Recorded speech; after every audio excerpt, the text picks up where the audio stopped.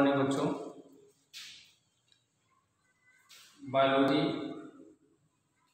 क्या है, बायोलॉजी का अध्ययन हम क्यों करते हैं, आज उसके बारे में हम आपको बताएंगे। सबसे पहले आप लोग ये जान लीजिए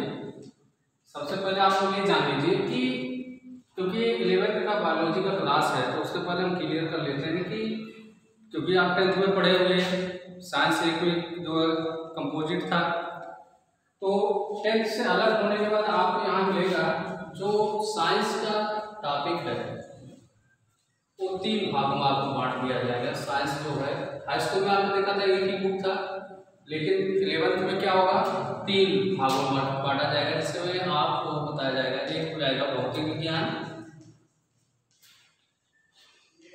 क्या कहेंगे भौतिक विज्ञान, दूसरा होगा रसायन विज्ञान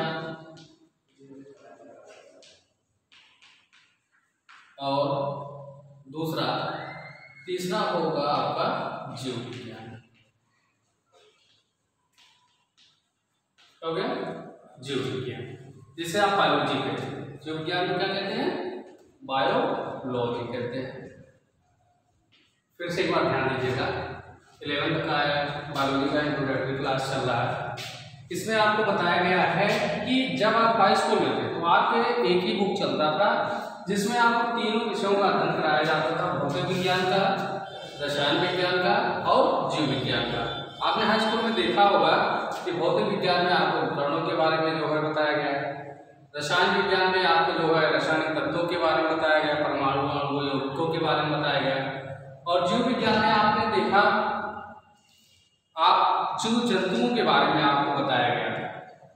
तो क्लास 11th में जब आप हाई स्कूल पास करके क्लास 11th में जाएंगे तो इन तीनों के लिए अलग अलग बुक आपको लेना पड़ेगा। भौतिक विज्ञान के लिए अलग, रसायन विज्ञान के लिए अलग और जीव विज्ञान के लिए अलग।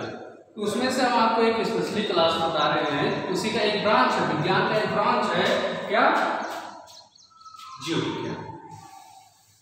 तो यहाँ पे हम जीव विज्ञान से संबंधित चीजों को कुछ आज उनका इंट्रोडक्शन करेंगे, जानकारी लेंगे कि जीव विज्ञान क्या है। बायोलॉजी को ही हम जीव विज्ञान कहते हैं। क्या कहते हैं, जीव विज्ञान, बायोलॉजी। एक ग्रीक वर्ड है, ग्रीक शब्द है बायोलॉजी, और बायोलॉजी शब्द का प्रयोग सर्वप्रथम 2 वैज्ञानिक थे। ये सब बायोलॉजी शब्द का प्रयोग सर्वप्रथम 2 वैज्ञानिक थे, लेमार्क नाम लिखा गया, लेमार्क और ट्रेवेरेनस ने बायोलॉजी शब्द का सर्वप्रथम प्रयोग किया। बायोलॉजी क्या है, जिसमें हम जीवों का अध्ययन करते हैं। इस शब्द का प्रयोग सर्वप्रथम लेमार्क और ट्रेवेरेनस ने 1802 ईस्वी में किया था। अब यहाँ पे देखते हैं कि बायोलॉजी है क्या, जीव विज्ञान है क्या। तो बायो मीन्स 2 वर्डों से मिलकर बना है। बायोलॉजी क्या है, 2 शब्दों से मिलकर बना है, बायो धन लॉजी। क्या, बायो धन लॉजी। बायो मीन्स होता है लिविंग, बायो मीन्स क्या होता है, लिविंग, और लॉजी मीन्स होता है टू स्टडी। क्या होता है, टू स्टडी या अध्ययन। अर्थात बायोलॉजी क्या है, जीवों का अध्ययन। अर्थात यहाँ पे आपको बताएंगे कि डिफिनीशन क्या है बायोलॉजी का, the branch of science in which we study about living organism is known as biology. विज्ञान की वह शाखा जिसके अंतर्गत हम सजीवों का अध्ययन करते हैं वही क्या कहलाता है, बायोलॉजी कहलाता है। अब सजीव, एक वर्ड आ गया सजीव। आपने सजीव और निर्जीव को सुना होगा। सजीव क्या होते हैं, निर्जीव क्या होते हैं। लिविंग, सजीव को हम क्या कहते हैं, लिविंग, और निर्जीव को नॉन लिविंग कहते हैं। तो बायोलॉजी में आपने देखा जीव, सजीव, तो हमको जीव के बारे में ध्यान देना है। सजीव किसे कहते हैं, सजीव किसे कहते हैं, तो उसके कुछ सजीवों के लक्षण होते हैं। उन्हीं लक्षणों को देखकर हम कह सकते हैं कि ये जीव क्या है, सजीव है। वे लक्षण कौन कौन से हैं? जैसे किसी भी सजीव, धरती पे जितने भी समस्त सजीव पाए जाते हैं उनमें ग्रोथ पाया जाता है। क्या होता है? ग्रोथ होता है। ग्रोथ आप समझते हैं, ग्रोथ मतलब होता है वृद्धि। ग्रोथ मीन्स क्या होता है? वृद्धि। आप देखते होंगे निर्जीवों में कभी वृद्धि नहीं होती है, लेकिन सजीवों में क्या होता है? ग्रोथ होता है। एक निश्चित समय बाद उनकी लंबाई में वृद्धि होती है, चाहे वो ह्यूमन बींग्स हों, चाहे वो पेड़ पौधे हों, चाहे प्लांट हों, उन सब में क्या पाया जाता है?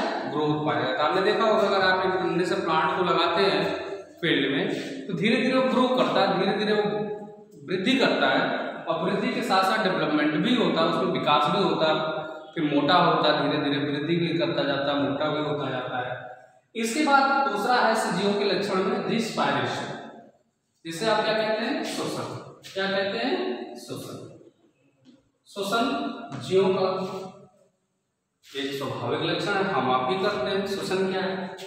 श्वसन में हम क्या करते हैं?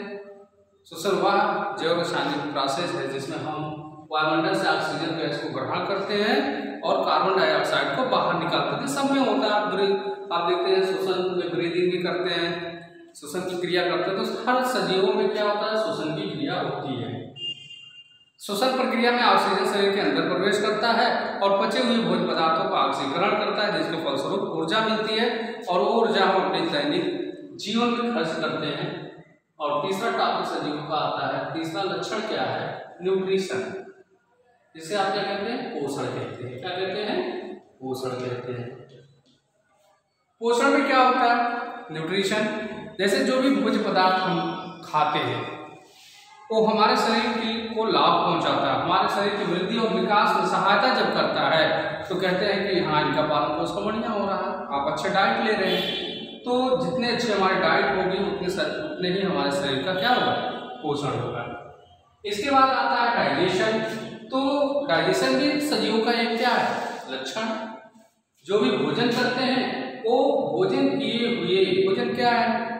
जो हमारे शरीर के वृद्धि और विकास में सहायता करता है, ऊर्जा प्रदान करता है, भोजन कहलाता है। और उसी भोजन का डाइजेशन होने के बाद वो हमारे शरीर की वृद्धि और विकास में सहायक होते हैं। एक्सक्रीशन भी सजीवों का एक लक्षण है। एक्सक्रीशन मतलब होता है उत्सर्जन। अपने शरीर से नाइट्रोजन युक्त अपशिष्ट पदार्थों को बाहर निकालने की क्रिया क्या कहलाती है? एक्सक्रीशन कहलाती है, उत्सर्जन कहलाती है। लगभग समस्त सजीव उत्सर्जन ही करते हैं। तो हमने देखा क्या कि बायोलॉजी क्या है? बायोलॉजी की थोड़ी सी ब्रॉड है, इसके बारे में इंट्रोडक्शन जो दिया जा रहा है तो ध्यान से आप समझिएगा। बायोलॉजी क्या है? दो चीज़ों से मिलकर बना हुआ है, दो वर्डों से मिलकर बना हुआ है, बायो और लॉजी। बायो का मतलब होता है सजीव और लॉजी का मतलब होता है स्टडी, अर्थात विज्ञान की वह शाखा जिसके अंतर्गत हम सजीवों का अध्ययन करते हैं वो क्या कहलाता है? बायोलॉजी कहलाता है। यहाँ पे लिखा भी गया है, the branch of science in which we study about living organism is known as biology. अब यहाँ पे हम देखते हैं कि ब्रांच ऑफ बायोलॉजी, ब्रांच में शाखा होता है। ब्रांच में क्या होता है? शाखा होता है। तो बायोलॉजी की कितनी शाखाएं हैं? वैसे तो बहुत सारी शाखाएं हैं, लेकिन हम 11th में देखेंगे कि आपको दो चीज़ों के बारे में मेनली पढ़ाया जाएगा। वो पढ़ाया जाएगा जंतु विज्ञान के बारे में और वनस्पति विज्ञान के बारे में। जंतु विज्ञान में ये भी दो वर्डों से मिलकर बना है, जूथ और लॉजी। यहाँ पर लिखा गया है जूथ और लॉजी। जूथ और लॉजी, जू मीन्स जंतु और लॉजी मीन्स तो जंतुओं का अध्ययन भी क्या कहलाता है? जंतु विज्ञान या जूलॉजी कहलाता है। अब यहाँ पे एक चीज और हम क्लियर कर लेते हैं, फादर ऑफ जूलॉजी, जंतु विज्ञान के जनक कौन है? तो जंतु विज्ञान के जनक कौन है? अरस्तु। कौन है? अरस्तु है। इसके बाद मैंने आपको बताया कि आपकी बायोलॉजी के कितने पार्ट हो गए? दो पार्ट हो गए, जंतु विज्ञान एक, वनस्पति विज्ञान। फिर वनस्पति विज्ञान क्या है? वनस्पति विज्ञान में जो विज्ञान की वह शाखा जिसके अंतर्गत हम पेड़ पौधों का अध्ययन करते हैं। यहाँ पे क्या करते हैं? पेड़ पौधों का अध्ययन करते हैं और इनके जनक जो है वो थियोफ्रेस्टस जी हैं। अच्छा, जनक कौन होता है? जनक क्यों कहा गया उन्हें? इसका भी एक रीजन है। जनक गाय जंतु विज्ञान के जनक ये हो गए अरस्तु जी हो गए, वनस्पति विज्ञान के जनक थियोफ्रेस्टस जी हो गए। तो इन्हें जनक क्यों कहा गया, इन्हें फादर क्यों कहा गया, इसके बारे में हम जानकारी ले लेते हैं।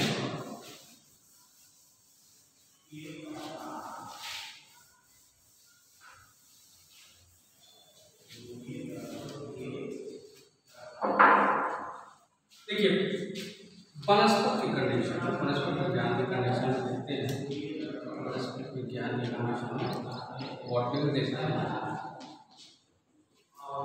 अभी मैंने आपको बताया था कि वनस्पति विज्ञान के जनक कौन है, थियोफ्रेस्टस हैं।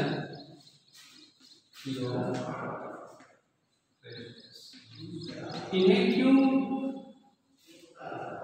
वनस्पति विज्ञान का जनक कहा गया है, इसलिए कहा गया है कि थियोफ्रेस्टस ने लगभग 500 प्लांट, कितने प्लांट, 500 प्लांट का अध्ययन, एक प्लांट के बारे में 500 प्लांट के बारे में उन्होंने अध्ययन किया। और 500 प्लांट के बारे में अध्ययन करने के बाद तब इन्हें एक दर्जा दिया गया फादर ऑफ बॉटनी। एक प्लांट का तो नहीं, इन्होंने लगभग 500 प्लांट का अध्ययन किया और जिसके बाद उन्हें फादर ऑफ बॉटनी की उपाधि मिली और आज भी वो उसी नाम से जाने जाते हैं। इसी प्रकार जूलॉजी में मैंने आपको बताया जूलॉजी के जनक कौन है, अरस्तु जी।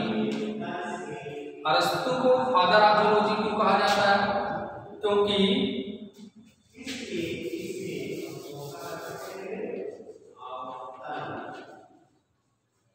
जिस प्रकार थियोफ्रेस्टस ने 500 पौधों का अध्ययन किया उसी प्रकार अरस्तु जी ने भी जो है 500 जंतुओं का अध्ययन किया। प्लांट का तो अध्ययन करना ठीक था, लेकिन 500 जंतुओं का अध्ययन करना कठिन था और इन्हें नाम दिया गया क्या, फादर ऑफ जूलॉजी। और एक चीज यहाँ पे हम क्लियर करते हैं, अरस्तु को ही फादर ऑफ बायोलॉजी भी कहते हैं। फादर ऑफ जूलॉजी और फादर ऑफ बायोलॉजी दोनों नाम से संबोधन इनको मिल रहा। ऐसा क्यों कि 500 प्लांट का अध्ययन इन्होंने किया, 500 एनिमल का अध्ययन इन्होंने किया, लेकिन इनको क्या था, थियोफ्रेस्टस जी को फादर ऑफ बायोलॉजी ना कहकर अरस्तु जी को क्यों कहा गया। इसका भी एक रीजन है कि प्लांट का अध्ययन करना तो आसान है, प्लांट का अध्ययन करना आसान है, लेकिन जंतुओं का अध्ययन करना थोड़ा मुश्किल है। जैसे एग्जाम्पल हम आपको बताते हैं, पता चला आप जंतुओं का अध्ययन करते करते स्नेक के पास चले जाए, स्कॉर्पियन के पास चले जाएं या टाइगर के पास चले जाएं, तो ये सब डेंजरस जंतु हैं। भाई जाहिर सी बात है, अगर जरा सा चूक गया, आप उसकी मार्गोवादी के बारे में अध्ययन कर रहे हैं, उसके जीवन शैली के बारे में अध्ययन कर रहे हैं और जरा सा चूक गए तो सांप, बिच्छू या स्कॉर्पियन या बाघ, कितने भी खतरनाक जंतुओं जीवों को अरस्तु जी को छोड़ते नहीं छोड़ते। तो इन्होंने खतरनाक काम किया, इस खतरनाक काम की वजह से उन्हें फादर ऑफ जूलॉजी के साथ साथ फादर ऑफ बायोलॉजी के नाम से भी संबोधन मिला। इस तरीके से ये आपका क्या था, आज बायोलॉजी का इंट्रोडक्शन था 11 के लिए। कल इसके बारे में आगे और बताया जाएगा, ठीक है, कल मिलते हैं फिर। तब तक के लिए धन्यवाद।